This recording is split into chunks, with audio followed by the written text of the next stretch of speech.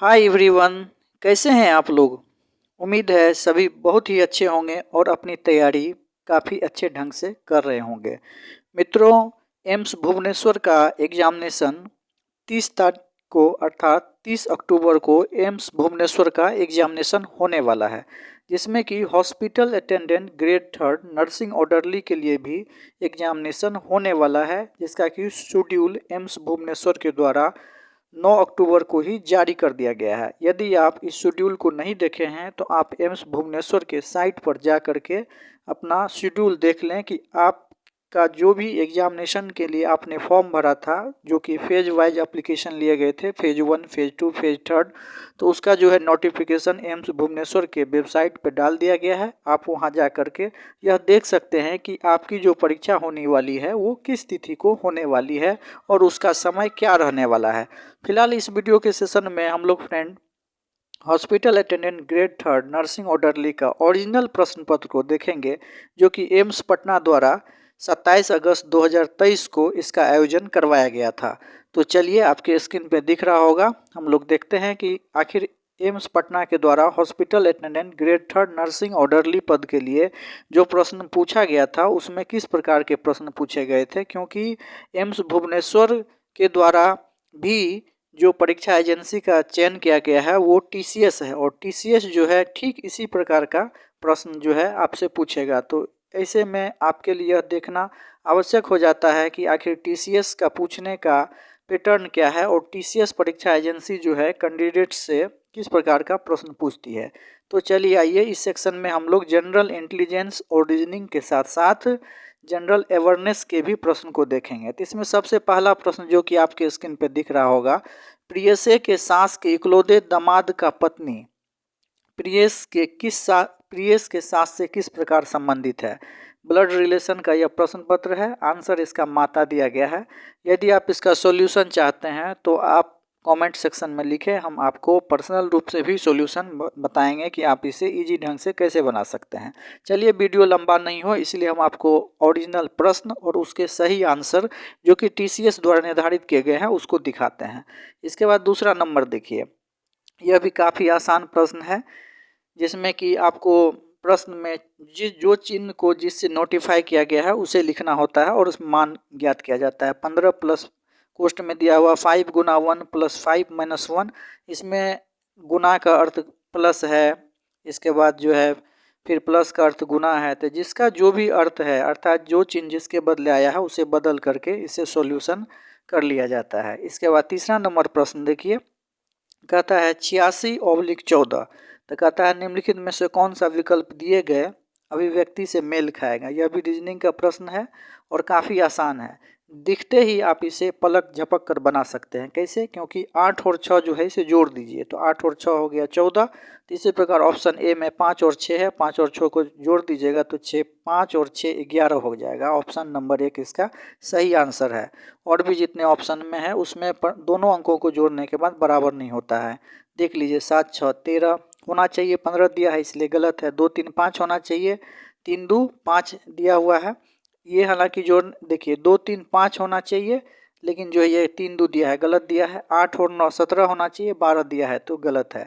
इसीलिए 5 और 6 दोनों डिजिट को जोड़ देना है और जोड़ने के बाद 5 और 6 11 आएगा, इसलिए 11 इसका आंसर दिया गया है। बहुत सारे ऐसे प्रश्न मित्र दिखेंगे आपको जिसका कि आप मौखिक रूप से देख करके ही आंसर दिए जा सकते हैं, लेकिन कुछ ऐसे प्रश्न हैं जिसके लिए आपको कलम चलानी होगी। चलिए चौथा नंबर प्रश्न देखिए, मूल छवि x को एम्बेड करेगा, मतलब ये जो छवि जितना पैटर्न दिया गया है उसमें से कौन मेल खाएगा, अर्थात इस पैटर्न को आप किस में जो है ढक सकते हैं। तो जैसा कि आपको दिख रहा होगा ऑप्शन नंबर 4 में जो है इसी प्रकार का लाइनिंग खींचा हुआ है, त्रिभुज के आखिर में ये जो है दिया हुआ है। तो ऑप्शन इसका 4 जो है सही आंसर है। इसके बाद पाँचवा नंबर प्रश्न को देखिए, इसमें जो है प्रश्न चिन्ह के स्थान पे कौन सा विकल्प आएगा। ये भी प्रश्न रीजनिंग से है, आप इसे जो है वीडियो को रोक करके बना सकते हैं, देख सकते हैं। इसका आंसर जो है ऑप्शन तीसरा दिया गया है, 1 नंबर ऑप्शन इसका सही आंसर को लिया गया है। छठा नंबर प्रश्न देखिए, थोड़ा सा बड़ा कर देते हैं ताकि पढ़ने में आसान हो। ये जो है गुलाबी, नीला, बैंगनी, लाल और हरा रंग की 5 अलग अलग रंग की कारें एक पंक्ति में खड़ी हैं। गुलाबी, नीले के ठीक दाईं ओर है और बैगनी हरे के ठीक बाईं ओर है। नीली लाल और दाईं ओर है। हरे रंग की कार बिल्कुल बाएं छोर पर खड़ी है। तो कौन सी कार बीच में खड़ी है? ये जो है सीटिंग अरेंजमेंट का प्रश्न है। यह भी काफ़ी आसान है, इसे भी आप बना सकते हैं। चलिए अगला 7वां नंबर प्रश्न देखिए। 7वां नंबर जो है, सभी संतरा फल है, कुछ संतरे बदसूरत हैं। इसे भी आप आसानी से बना सकते हैं। इसका निष्कर्ष देख लीजिए। इसका जो ऑप्शन दिया गया है, कुछ फल बदसूरत होते हैं, सभी बदसूरत फल है। तो इसका जो सही ऑप्शन दिया गया है आपको, वो तीसरा नंबर है, केवल एक। केवल एक निष्कर्ष अनुसरण करता है, ये इसका आंसर दिया गया है। इसके बाद देखिए 8वां नंबर, किसी निश्चित कोड में जो है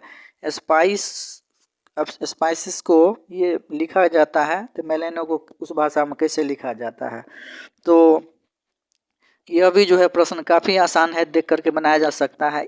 इसमें जो है फर्स्ट वाले जो अक्षर है उसमें 1 अंकों की वृद्धि कर दी गई है। एस के बाद टी लिखा गया है और पी को सेम छोड़ दिया गया। आई के बाद जे है, फिर एस का सेम रखा गया। ई के बाद एफ रखा गया है, एस को सेम रखा गया। अर्थात एक अक्षर जो है उसमें 1 की वृद्धि की गई है और ठीक उससे अगले वाले अक्षर को सेम रखा गया, उसमें कोई वृद्धि नहीं किया गया है। तो एम के बाद अगला अक्षर आपका एन होगा और आई को सेम रखना है। एल के बाद फिर एम होगा। तो आप देखिए बना करके, एकदम आसान है, आपसे बनेगा। ऑप्शन नंबर 3 इसका सही आंसर होगा। 9वां नंबर प्रश्न देखिए। ये प्रश्न जो है कहता है 8, 13, 18, 16, 14, 19 और 24 प्रश्न चिन्ह के स्थान पे कौन सा अंक जो है वो आएगा? तो आप इसको चाहें तो बना सकते हैं। कैसे बनाइएगा? तो आप देखिए कि पहले में भी 5 का अंतर है, दूसरे में भी 5 का अंतर है, फिर 2 का अंतर है, फिर 2 का अंतर है, फिर 5 का अंतर है। तो फिर अगला जो है उसमें क्या होगा? 2 का अंतर होगा और 2 का अंतर होगा। तो 24 में 2 का अंतर अर्थात 2 घटाइए तो 22, फिर 22 में 2 घटाइएगा तो आंसर आएगा 20। तो इसका जो है सही आंसर तीसरा होगा। इसके बाद शब्दकोश को जो है इंग्लिश के डिक्शनरी के अनुसार सजाना है। ये भी आप देखिए, इसका ऑप्शन नंबर दूसरा सही आंसर लिया गया है। एकदम आसान है, आप बना सकते हैं। इसके बाद देखिए, इसमें यह भी रीजनिंग देख करके बनाया जा सकता है। इसमें क्या है कि जो फर्स्ट बार में 1 अक्षर आया, सेकेंड बार में 2 अक्षर आया, तीसरा बार में 3 आया, चौथा बार में 4 आया, 5वें क्रम पे 5 अक्षर आया, तो छठा में तो 6 अक्षर आएगा ही। और देखिए दूसरा बार में ABC है, DEF है, GHIJ है, चौथा बार में, 5वां बार में KLMNO है। तो अगला क्या आएगा? P से स्टार्ट होगा और 6 अंक का ये अक्षर होगा। तो PQRSTU इसका सही आंसर होगा। ऑप्शन दूसरा जो एकदम करेक्ट आंसर होगा।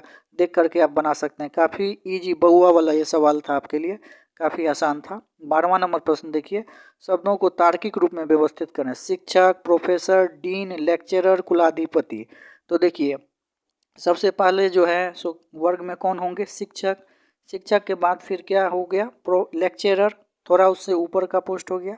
लेक्चरर के बाद फिर कौन होंगे? तो प्रोफेसर। प्रोफेसर के बाद कौन होंगे? तो डीन, क्योंकि डीन जो है कोई भी इंस्टीट्यूट या यूनिवर्सिटी में एक डीन होता है। और डीन के बाद फिर कौन हो गया? डीन से भी सबसे ऊपर कौन हो गए? कुलाधिपति, जो कि आपका 5वां नंबर क्रम में है। तो इसका जो है सही तार्किक क्रम जो होगा अरेंजमेंट, वो 1, 4, 2, 3, 5 अर्थात ऑप्शन 1 होगा। इसके बाद 13वां नंबर देखिए। यह भी रीजनिंग का प्रश्न है। कौन सा विकल्प का स्थान लेगा? इसमें जो है एकदम काफ़ी आसान है। 1 नंबर का जो ऑप्शन आपका है वो जो है सही है। इसका जो है आंसर विकल्प का जो है स्थान ले लेगा। 14वां नंबर प्रश्न देखिए। कहता गया दिए गए विकल्पों में से बेमेल शब्द का चयन करें। अशोक, पीपल, बनियान और तुलसी। तो ये जो है सारे जो है आपका क्या है कि पेड़ के उदाहरण हैं। तो इसमें तुलसी जो है वो झाड़ी हो जाता है। तो इसीलिए इसका जो बेमेल है वो होगा, वो क्या होगा आपका? तुलसी होगा। क्योंकि अशोक, पीपल, बनियान ये सभी जो हैं वृक्ष हैं, ये बड़े पौधे होते हैं, बड़े पेड़ होते हैं। लेकिन तुलसी जो है छोटा होता है, झाड़ी के समान होता है, इसीलिए अब बेमेल है। 15वां नंबर प्रश्न देखिए। PV संधू बैडमिंटन से संबंधित है, तो विश्वनाथन आनंद जो है वो किससे संबंधित है? तो एकदम सभी जानते होंगे, ये शतरंज के खिलाड़ी, शतरंज के चैंपियन रह चुके हैं। कई पदक और बहुत सारे पुरस्कार इन्होंने शतरंज के क्षेत्र में जीता है। विश्वनाथन आनंद ये काफ़ी जो है फेमस शतरंज के खिलाड़ी हैं। इसमें कोई डाउट नहीं कि इसका जो आंसर होगा वो चौथा नंबर होगा। 15वां नंबर प्रश्न देखिए। अब हम लोग जनरल अवेयरनेस की तरफ आ गए हैं। कहता है निकट क्षेत्र टेक्नोलॉजी के बारे में निम्नलिखित में से कौन सा कथन सही नहीं है? तो इसका जो ऑप्शन होगा वो चौथा होगा, डाटा का संचार लंबी दूरी तक किया जाता है, ये इसका सही जवाब है। इसके बाद देखिए दूसरा नंबर प्रश्न जो है कहता है कौन सा मंदिर द्रविड़ वास्तुकला का है। बहुत ही आसान प्रश्न है। तो बृहदेश्वर मंदिर जो है ये साउथ में बना हुआ बृहदेश्वर मंदिर कर्नाटक में स्थित मंदिर है और ये द्रविड़ वास्तुकला से संबंधित है। आप बस ये समझिए कि जो भी द्रविड़ वास्तुकला है ना वो साउथ इंडिया में फैला हुआ है। तो आपका छतरपुर मंदिर जो है दिल्ली, ये तो होगा नहीं। कोणार्क का सूर्य मंदिर उड़ीसा का, यह भी नहीं। जगन्नाथ मंदिर यह भी उड़ीसा में है आपको, तो ये भी होगा नहीं। तो बृहदेश्वर मंदिर होगा। अगर आपको यह याद होगा कि बृहदेश्वर मंदिर कहाँ है तो आप इस प्रश्न को बना सकते हैं, क्योंकि हमने आपको बताया कि द्रविड़ वास्तुकला का मंदिर निर्माण में जो भी क्षेत्र है वो साउथ एरिया में ज़्यादा डेवलप है। साउथ के जितने भी मंदिर बने हैं वो प्रायः द्रविड़ वास्तुकला में बने हैं। तो इसका जो सही जवाब होगा फ्रेंड्स वो होगा बृहदेश्वर मंदिर। सही है, एकदम सही, कंपनी ने सही जवाब इसका सेलेक्ट किया है। तीसरा नंबर प्रश्न देखिए, भारतीय भाषाओं के रूप में घोषित होने के वर्षों के अनुसार निम्नलिखित में से कौन सा सुमेलित नहीं है। तो देखिए तेलुगु 2008, तमिल 2004 में शामिल किया गया है, संस्कृत 2005 और कन्नड़ 2009। तो इसका सही जवाब संस्कृत होगा। संस्कृत 2005 में जो है भारतीय भाषा में सम्मिलित नहीं किया गया, जबकि बहुत पहले का प्राचीन भाषा है, आप जानते ही हैं, और भारतीय भाषा के रूप में जो है इसे काफ़ी पूर्व में जो ही सम्मिलित किया गया है। तो आप थोड़ा सा भी दिमाग लगा करके इस प्रश्न को बना सकते थे। चलिए आइए चौथा देखिए, भारत में चारबाग वास्तुकला की शुरुआत निम्नलिखित में से किस साम्राज्य के दौरान हुई थी। तो याद रखिएगा जो चारबाग जो है वो आपका कहाँ है, तो लखनऊ में। और यह जो है मुगल वंश के समय में, मुगल वास्तुकला जब चरमोत्कर्ष पर था तब यह जो है बनवाया गया था चारबाग। तो चारबाग आपका कहाँ है, तो लखनऊ में। और चारबाग की शुरुआत किस साम्राज्य के दौरान हुई थी, तो मुगल साम्राज्य के दौरान। चलिए आइए पांचवा नंबर प्रश्न देखिए, पीएम किसान मानधन योजना के बारे में कौन सा कथन सही नहीं है। प्रतिमाह 2000 की सुनिश्चित पेंशन, ये जो है एकदम गलत है। इसके बाद 18 से 40 वर्ष की आयु के भारतीय नागरिकों के लिए उपलब्ध, यह जो है आपका क्या है, सही है। इसके बाद केवल छोटे एवं सीमांत किसानों के लिए उपलब्ध, यह भी सही है। पीएम किसान मानधन जो है वो 18 से 40 वर्ष के भारतीय नागरिक जो कि छोटे एवं सीमांत किसान हैं उनके लिए जो है यह उपलब्ध है। यह स्वैच्छिक एवं अंशदायी पेंशन योजना है, यह भी आपका सही है। तो कौन सा सही नहीं है, तो प्रति माह 2000 रुपये की सुनिश्चित पेंशन। इसमें 2000 का जो है सुनिश्चित पेंशन प्रति माह नहीं दिया जाता है, बल्कि यह जो है 3 मंथ पे इसमें जो है राशि दी जाती है 2000 की। तो ये आपके लिए जो है सही आंसर है पहला सही नहीं है। क्यों नहीं सही है, क्योंकि इसमें प्रति माह कह रहा है, प्रति माह कह दिया अर्थात महीने महीने जो है किसान मानधन में किसानों को पैसा नहीं मिलता है। तो आप थोड़ा सा भी दिमाग लगा कर इस प्रश्न को बना सकते थे।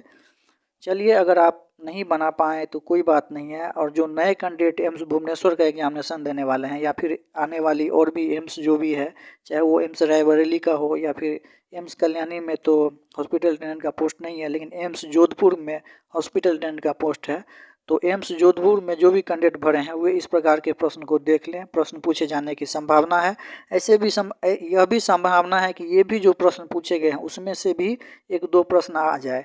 तो आप निश्चित रूप से पैटर्न को देखिए और देख करके प्रश्न को समझिए। यह प्रश्न काफ़ी फेमस प्रश्न है, कई बार विभिन्न परीक्षाओं में पूछा गया है कि निम्नलिखित में से कौन युवा बंगाल आंदोलन से जुड़े नहीं थे। तो जुड़े थे, तो हेनरी विवियो डेरिजियो जो है युवा बंगाल आंदोलन के संस्थापक थे। तो सही जवाब इसका चौथा है, नो डाउट इसमें। इसके बाद देखिए 7वां नंबर, किस आयु वर्ग का व्यक्ति प्रधानमंत्री जीवन ज्योति योजना के लिए नामांकन का पात्र है। तो 18 से लेकर के 50 वर्ष तक के व्यक्ति जो है प्रधानमंत्री जीवन ज्योति योजना के लिए नामांकन के लिए एलिजिबल है। तो याद रखिएगा इस प्रश्न का सही जवाब 18 से लेकर के 50 वर्ष होगा। 8वां नंबर प्रश्न देखिए, कहता है लॉन्ग वॉक टू फ्रीडम निम्नलिखित में से किसकी आत्मकथा है।